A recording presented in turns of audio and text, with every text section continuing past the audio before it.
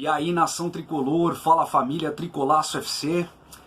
Acabou aí cerca de alguns instantes atrás, Vasco da Gama 2, São Paulo 0 lá em São Januário. São Paulo, depois de 5 vitórias seguidas e 8 jogos sem perder no Campeonato Brasileiro, São Paulo conhece a segunda derrota na competição nacional.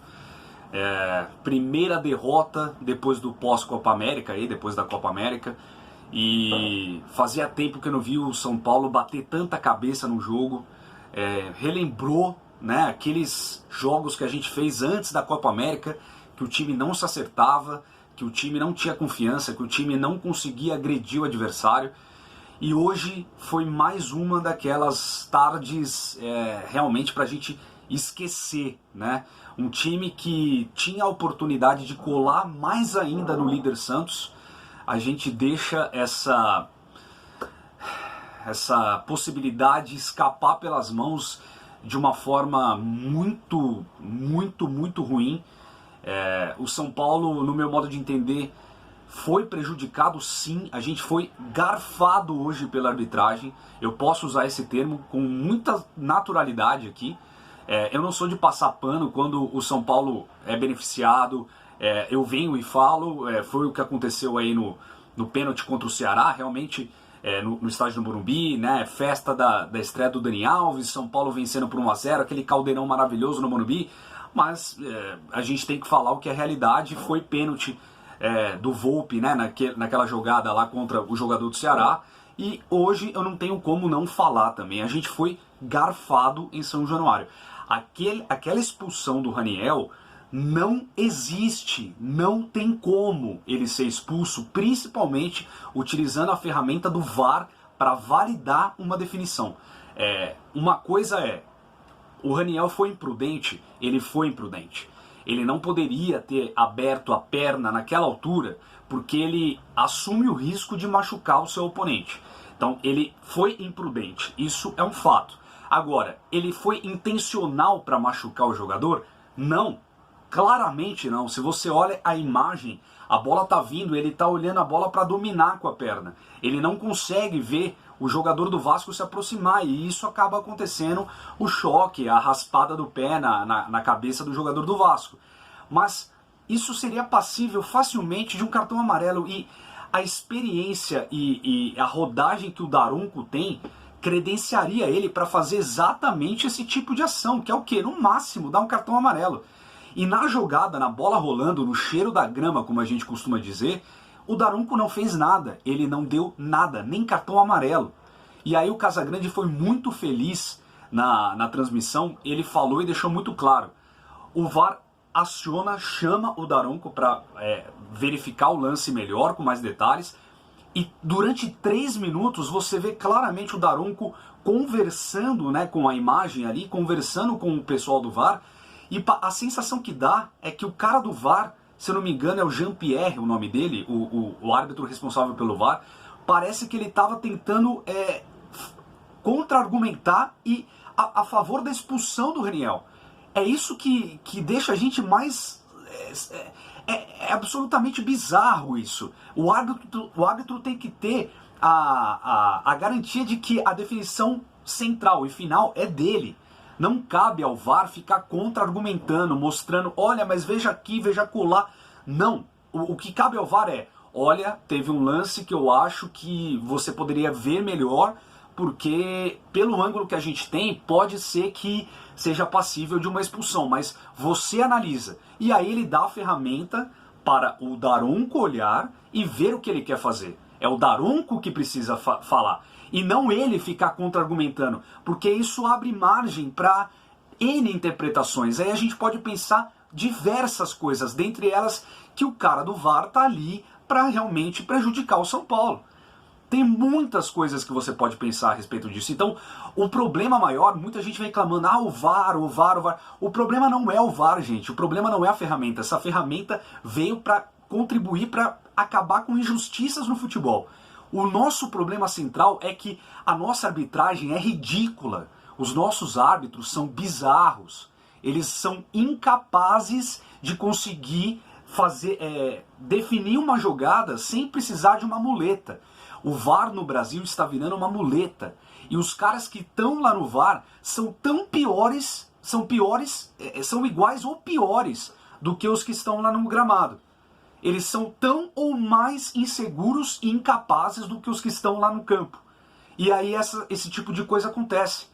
Então, uma coisa é a gente analisar o São Paulo até os 33, 35 minutos mais ou menos do primeiro tempo, que foi quando aconteceu essa expulsão ridícula, bizonha. É inadmissível uma expulsão desse tipo acontecer no futebol brasileiro. Não dá mais. Não tem como a gente aceitar numa boa, de bom grado, uma expulsão desse tipo utilizando o VAR. Não tem como. Não é uma situação interpretativa. Eu acho que pegou mais aqui ou mais ali, então ele merece o vermelho. Não. É uma questão de você ver claramente se foi intencional ou não. Ele não teve a intenção, ele foi imprudente. Cabia um cartão amarelo.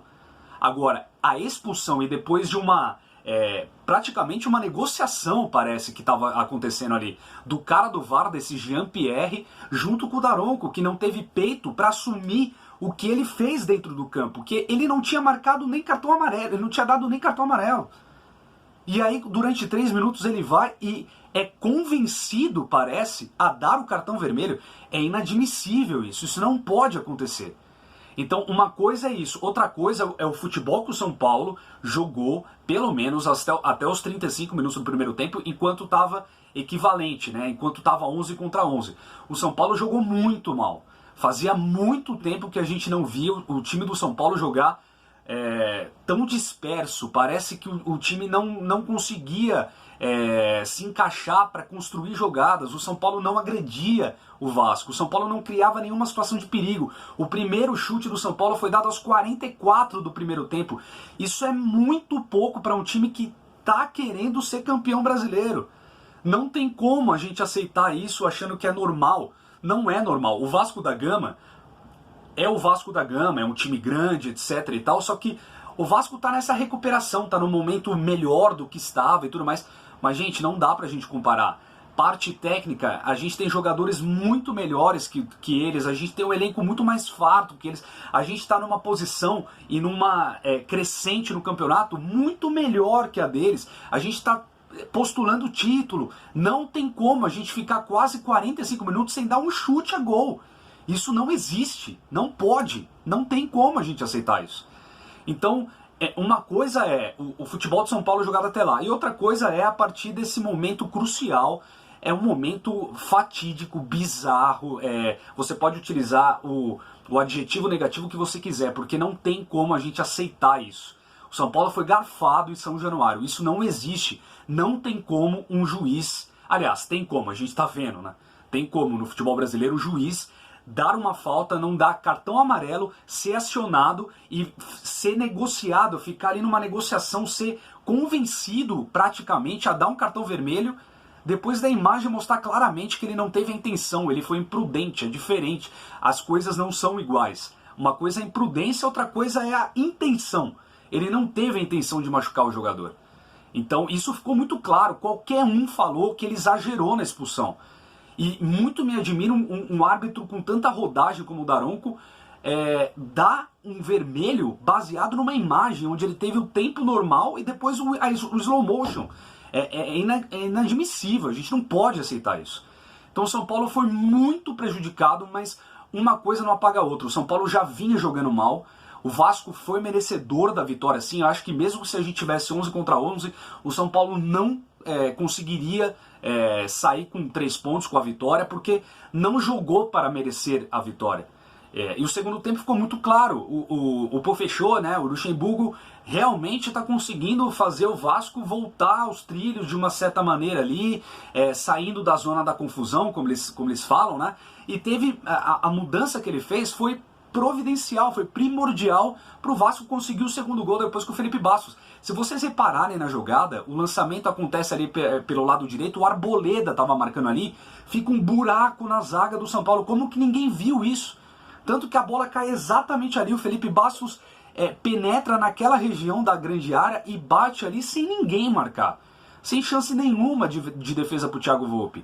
E o Volpi mais uma vez ajudou e salvou o São Paulo, pelo menos em 2 lances ali capitais.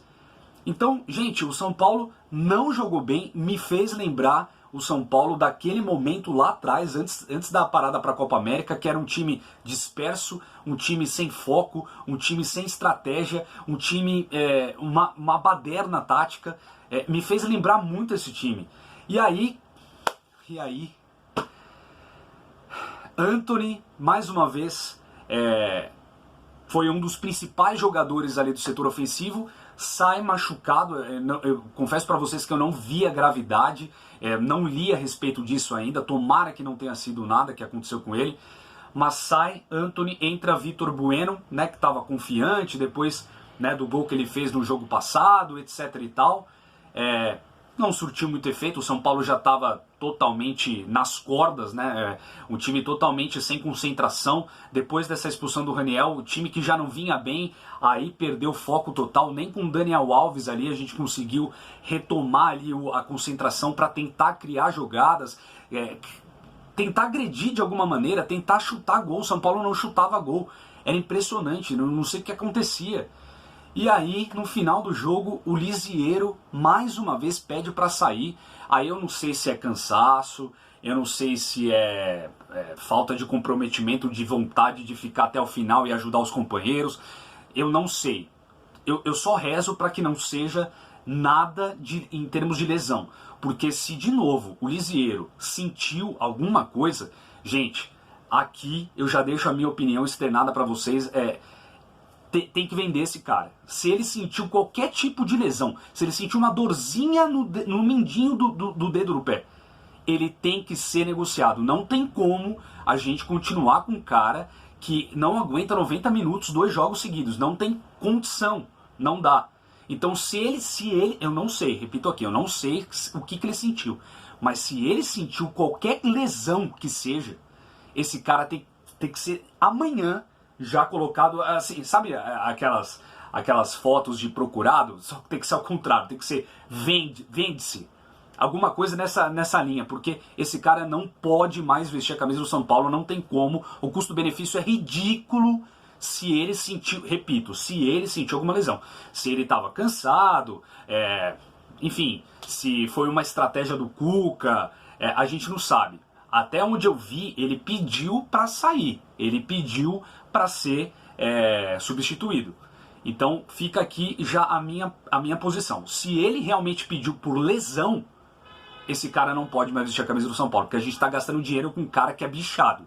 Essa é a realidade. Se ele não sentiu lesão, se ele sentiu um cansaço apenas e estava prejudicando o time, eu até entendo. Mas se ele foi, de novo, se ele se lesionou, eu perdi a paciência com esse cara. Essa aqui é a minha opinião, eu gostaria muito de saber a opinião de vocês e trago aí no próximo vídeo as últimas notícias a respeito disso. Tomara, torço para que ele não tenha se lesionado, porque teve um lance dele ali que ele vai para cima do marcador na linha de fundo, ele vai driblar, ele toma a frente, ele sai correndo, né, numa arrancada forte ali e tal, com velocidade, com força no arranque. Eu olhei aquilo e falei, meu Deus, ele vai se machucar. Sabe quando você não tem segurança no jogador? Você fala, cara... pelo amor de Deus, esse cara tem que tomar sustagem na veia, sabe, antes de entrar no jogo, porque a sensação que dá é que ele vai se machucar a qualquer momento. Então, de novo, se ele não se lesionou, ótimo, que bom, ok, ele sentiu um cansaço e viu que ia prejudicar mais do que ajudar o time, até entendo. Agora, se ele se lesionou de novo, daí pra... Já, vai treinar separado, não tem como o cara vestir a camisa do São Paulo em alto nível, alta competitividade. Um jogador que tá ali, ó, no máximo, ele não pode, jogar uma vez, 2 vezes, 3 vezes a cada 2, 3 meses, não tem condição. Então, tomara, torço pro Lisieiro, gosto muito do futebol dele, acho um menino muito bacana, só que se ele de novo sentir uma lesão, afasta e não volta mais. E, gente, é isso, né? Um jogo realmente que deixou a desejar e agora juntar os cacos. O Cuca também entrou ali numa pilha com o Leandro Castan, que é um imbecil esse Leandro Castan. Ele nunca teve futebol e agora, em declínio de carreira, ele quer ficar aparecendo, achando que é o xerife, e aí bateu boca com o Cuca. O Cuca também não tem nada que ficar batendo boca com o Leandro Castan. Quem é Leandro Castan? Então, assim, hoje, aquele dia para esquecer, uma das tardes que fazia tempo graças a Deus fazia tempo que eu não via, né, depois dessa parada para a Copa América, mas que voltou, né, à tona de novo. Tomara que tenha sido só um pico baixo e que a gente volte forte aí para o próximo jogo. É isso, gente. Próximo jogo aí São Paulo e Grêmio. Grêmio e São Paulo. O Tricolor recebe, né, o Clube Gaúcho no Morumbi. A gente tem que ir para cima com 3 pontos. A grande notícia foi que o Santos conseguiu um empate, né? O Santos estava vencendo por 3-0, Fortaleza empatou aos 49 do segundo tempo. E aí ficou 3 pontos de diferença. O Santos não desgarrou tanto, pelo menos isso. Mas tem Flamengo ainda para jogar, ainda tem o jogo do Palmeiras, né, que não joga nessa rodada. A gente perdeu uma grande oportunidade de assumir a liderança aí. Mas enfim, fica para a próxima, vamos juntar os cacos, vamos organizar, colocar a cabeça em ordem. A gente tem muito time, a gente tem muito campeonato ainda pela frente, tem muito jogador importante no São Paulo, não pode perder o foco, a concentração e a motivação. Vamos seguir em frente. Galera, obrigado pela audiência mais uma vez, curta, compartilha, se inscreva no nosso canal, ative aí o sininho para receber as notificações e visite lá o site do Tricolaço FC se você quiser adquirir essa camisa, ela está à venda, entrega para todo o Brasil. Dá uma força aí pra gente conseguir sempre trazer coisas novas aqui para vocês, tá bom? Obrigado pela audiência, boa semana para todo mundo, grande abraço, vamos São Paulo, hoje foi feio.